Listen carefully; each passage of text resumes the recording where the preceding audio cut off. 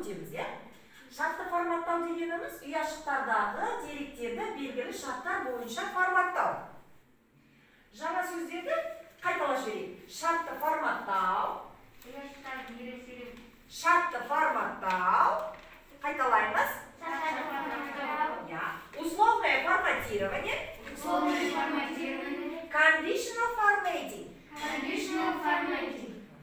Ұяшықтарды ерекшелеу. Выделение ячеек. Selection of cells. Тамаша.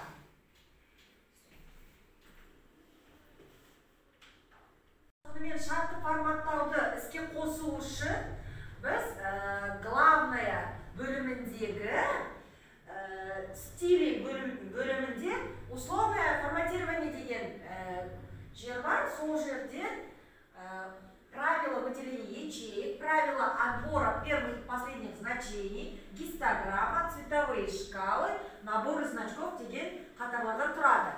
Кәне, әр қатардың өзінің ерекшелігі бар, өзінің атқаратын қызметі бар. Оқып шығайықшы? Бекасыл, бастай ғой. Сұлтан, бастай ғой. Правила выделения ячеек. Тұра ғой. Правила выделения ячеек. Ұяшықтардың ерекшелігі ережесі. Нақты мәндері бар ұяшықтардың форматтау ережесін жасау үшін қажетті түрлі параметрлер орналасқан контексті мәзір. Контексті мәзір. Яғни біз қазір бұны орындап көреміз. Отыра ғой Сұлтан. Кім жалғастырады? Мен. Бекасыл. Правила отбора первых и последних значений. Бірінші және соңғы мәндерді іріктеу ережесі ұяшықтарды мәндердің алғашқы немесе соңғы элементтерді топтарын анықтау форматын тағайындайтын мәзірдің қосымша режимі. Яғни балалар, біздер қазір кестемен жұмыс істейміз. Сонда ұяшықтардың бір баған ерекшелеп аламыз. Сол бағандардағы элементтердің топтарын анықтайтын форматты мәзірдің қосымша режим екен бұл, отыра ғой Сұлтан. Келесі, Алтынай оқисың да болды ғой. Гистограмма. Гистограмма аталған ұяшықтарды мәндерді көруге ыңғайлы болу үшін әртүрлі түстерге гистограммаларды қоюға мүмкіндік береді. Әртүрлі түстегі гистограммаларды қоюға мүмкіндік береді екен. Тамаша, отыра ғой. Кім жалғастырады, Сұлтан? Цветовые шкалы. Түрлі түсті шәкілдер орналасқан мәндеріне қарай ұяшықтарды 2 немесе 3 түске бояу арқылы ерекшелеу. Яғни осы ұяшықтардағы 2 немесе 3 түске бояу мәндерді 2 немесе одан да көп түстерге бояйды. Онда қазір тапсырмаларда орындап көре жатамыз, Алтынай. Арайлым сен қалды. Набор значков, таңбалар жиынтығы. Ұяшықтарда қолданылатын таңбаларды көрсетеді. Ұяшықта қандай таңба болуы ұяшықтағы мәнді басқа ұяшықтарды мәндестірумен салыстыру арқылы анықталады. Ұяшықта қандай таңба болуды ұяшықтағы мәнді басқа ұяшықтардағы мәндермен салыстыруға, Енді осыны сендер әрқайсысын оқыдыңдар ғой. Тура сол оқыған оқушылар біртіндеп келіп тақтадан қарап отырамыз қалғанымыз. Орындап тапсырмаларды көрейік. Келе ғой, кім бірінші оқыды? Пауза. Балалар, ендеше бүгінгі шартты форматтауды біз әрқайсымыз жеке-жеке отырып, компьютерде жоба жасап үйренейік, Сынып үлгерімінің, яғни өз сыныбымыздағы 1-ші тоқсанда бұл енді жобасы, әрқайсымыз отырамыздар, компьютерде жеке-жеке жұмыс істейміз. Үлгеретінде 7-ші беттегі 5-ші кестеге қарасаңыздар болады, кітаптарыңызды алып, компьютерлерге отыра қойыңыздар.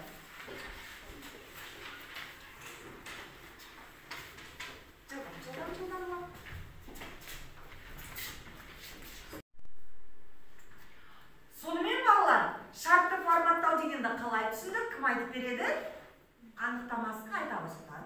Шартты форматтау дегеніміз ұяшықтардағы деректерді белгілі шарттар бойынша форматтау. Тамаша! Тағы да өз сөздерімен қоса аласыңдар ма? Шартты форматтау бізге не үшін қажет деп ойлайсыңдар? Өзіңізге ыңғайлы әдемі, айта ғой, Алтынай. Қандай? Ыңғайлы, тағы да қандай? Әдемілеп, визуалды түрде көрсетуге болады екен, иә? Нені? Ұяшықтардағы деректерді. Тамаша, отырамын. Ендеше балалар, онда бүгінгі біз жаңағы шартты форматтауды мынау дайын кестеменен жұмыс істеп көрейік, иә? Алдыменен бағасы бойынша бағанды ерекшелеп аламыз. Кім бастайды, Кәне? Сұлтан ба? Қайсың бастайсыңдар? Келе ғой. Бекасып, келе ғой. Қалғандарымыз қарап, қазір мұқият қарап отырайық. Себебі жеке тапсырма болады барлықтарына. Қазір кітап бойынша, кітапқа қараймыз, 74-ші бетте бірінші тапсырма. Правило выделения ячеек, яғни ұяшықтардағы ерекшелеу ережесі. Бағаны ерекшелеп аламыз, ерекшелеп қой. Қалай ерекшелеу еді? Ерекшелеп аламыз. Сосын условное форматирование барайық. Правило выделения ячеек, жаңағы. Жоғарғысына барамыз, больше. Сұхбаттық терезе ашылады, балалар, қараңдар. Сұхбаттық терезеде біз қандай мән берсек екен? Жоқ. Болады ма? 1700-ден жоғары. 1800-ден ба? Жарайды, өзі 1800-ден беріп тұр екен. Онда окей батырмасын басайық. Окей батырмасын басайық. Не байқадық, балалар? Кім айтады? Бекасым өзің айта қойшы, не байқадың сен мұнда? Түрлі түске боялды ұяшық. Қандай бағандар? Қандай ұяшықтар? 1800-ден жоғары сандар, иә? Қандай түске боялды?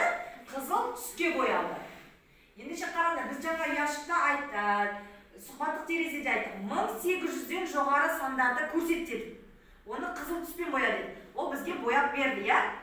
Тамаша. Түсінікті ма, Бекасыл?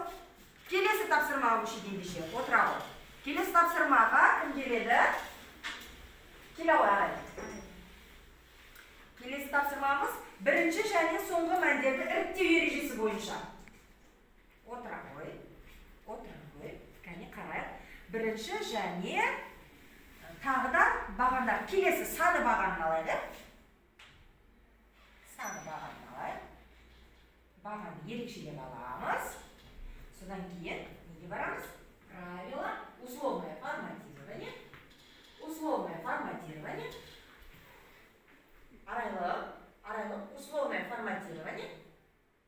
Условное форматирование. Правило отбора первых. Екіншісіне барамын. Одан алдыңғы 10 элемент. Соны басамын.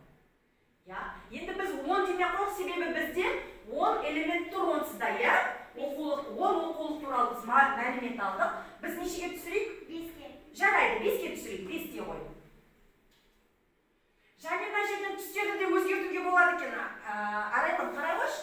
Мына арада түстерді өзгертуге болады екен. Кішкене үшбұрышты жерді басқа түске. Жарайды, екіншісін алып. Үшіншісін аласың өзіңе. Окей. Бұл жерде не байқадың, Алтынай? Арайлым. 5-тен жоғары сандар. 5-тен жоғары сандарды алды ма? Жоқ. Соңғы 5 көрсеткішті алды. Соңғы 5 үлкен көрсеткішті алды. Соңғы 5 үлкен көрсеткіш қараңыз. 100, 100-ден кейін үлкен көрсеткіш қанша? 90, одан кейінгі 80, 75, 70, иә? Егер біз алдыңғы десеңізші, онда бізге алады 36-дан бастап 60-қа дейін алып беретін, иә? Түсінікті ма? Отыра. Ал келесі бізде гистограмма бойынша жұмыс істеп көрейік. Кәне саны бағаны алайық. Алтынай шығасың ба? Келе ғой Алтынай. Басқаларымыз мұқият қарап отырайық. Қазір ерекше басқа тапсырма беремін. Сонда осындайғы орындауымыз керек. Саны бағаны ерекшелеп алайық. Саны бағаны ерекшелеп аламыз. Дұрыс. Енді қайда барамыз? Условное форматирование. Және гистограмма бөліміне барамыз. Гистограммада балалар қараңдар, түрлі түстілер бар екен. Енді осыған мән беріп көрейік. Алтынай, сен қозғалта бер, біз қарап отырайық. Гистограмма. Көк түске боядық, Не байқадық?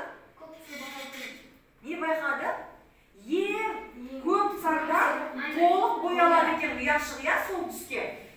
Ал аз болса, онда аз боялады екен. Алтынай, түсіндік па? Гистограмма өте әдемі болып шығады екен, иә? Келесі тапсырмамыз. Шықты ма? Кел, орнына. Аслан. Нені ерекшелейміз? Тағы да сол таңбаны ма, жоқ, бағаны ма? Бағасын ерекшелей, иә?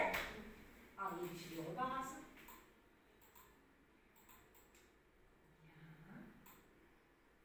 Условное форматирование. Біз условное форматирование дегеніміз не дедік жаңа? Шартты форматтау, иә?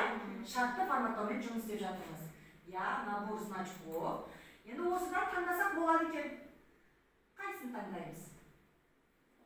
Осыны алайық. Бұл бізге қандай мағына беріп тұр? Аслан? Ең жоғарғы баға қандай болып тұр? Ең жоғарғы 3 баға? 2000, иә? Ең жоғарғы баға. Одан кейінгі баға сары қиғашынан стрелка түскен. 1900, 1800 және 1900. Үшінші одан кейінгі баға болады 1650.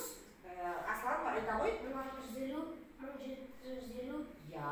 Ал ең төменгі бағалар қызыл стрелка төмен қарай түскен, иә? Тамаша, отыр.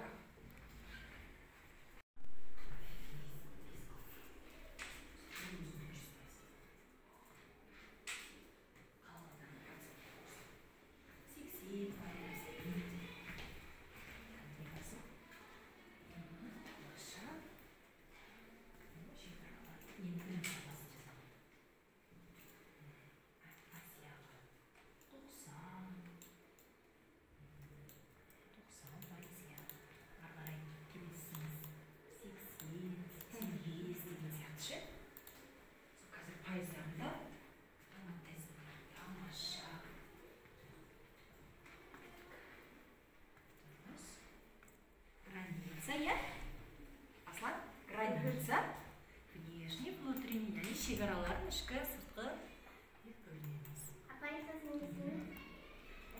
Сосын, болдық па? Я, енді мұншағымен формат ячеек деп аламыз, е? Тамаша. Ортасын қалай ашушы еді? Енді бағанағыдай қазақ тілді, Алтынай. Қазақ тілі деген бағанды ерекшелеп алды. Бағана өзің гистограмма жасадың ғой? Сол гистограммамен жұмыс істей қой. Кәне, қазақ тілі бағаны ерекшелеп ал. Отмена.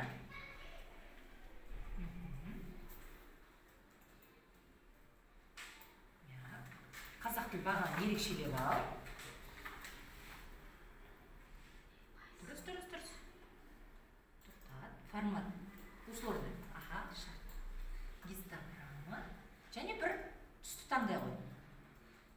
Толық тұстағын, иә? Мына жерде көрінді ма? Қараш. Алтынай, 5 болғандықтан оныңғы толық боялды, иә? 4 шамал жетпей қалды. 3 және азайып қалды, иә? Келесі алгебраны басқа нәрсемен көрейді. Алгебраны ерекшелеп.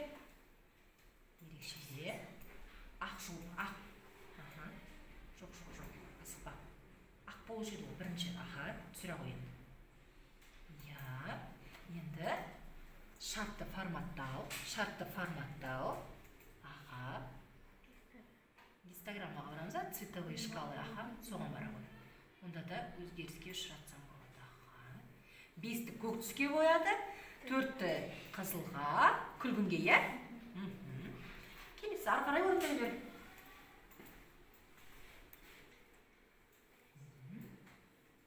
Ал, бастай қоя. Арай. Қазақ тілді ерекшелеп аламыз. Тамаша, болыппыз, иә, кәне. Болғандарымыз бір-бірімізді көріп шығайықшы жұмыстарымызда. Болдыңдар ма? Кеттік. Ал. Сылман сейіліп. Кән. Бекасыл. Келе қойына, қыздарды күн көр. Апай, Асландікі маған қарағанда әдебейтін. Я. Бекасыл қалай арайдыкі? Дұрыс па? Әр қайсын кәдір екен, е? Тамаша, ұнады ма? Тақырып түсінікті болды ма? Практикалық жұмыс керемет екен, иә? Ендеше орнымызға отырайық. Отырайық та бүгінгі сабаққа кері байланыс жасап беріңіз. Міне, мен сендерге тараптым. Келе алыңдар, отыра алыңдар. Бүгінгі сабақта кері байланыс жазып бере қойыңдар жылдамдатып. Ал үйге тапсырма. Балалар үйге барғанда алтыншы кестерге қарап отырып, өздерің осындай дәптерге кесте құрып келіңдер. Сосын сабаққа келгенде орындап көреміз. Жарай ма? Иә, жаз. Бүгінгі сабақта не білдім? Не білдім? Гистограмма жаз. Гистограмманы бөлдім. Бәрін бірден гистограмма деп бірден жазбай, әрқайсысын әртүрлі қарай берсейші.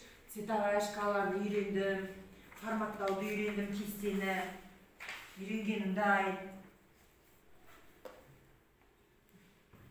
Кестені форматтауды үйрендім.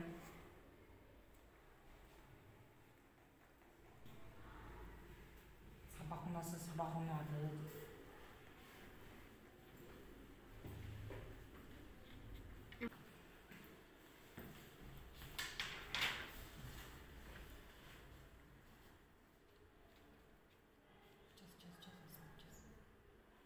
Кестелеу деуге болады ма?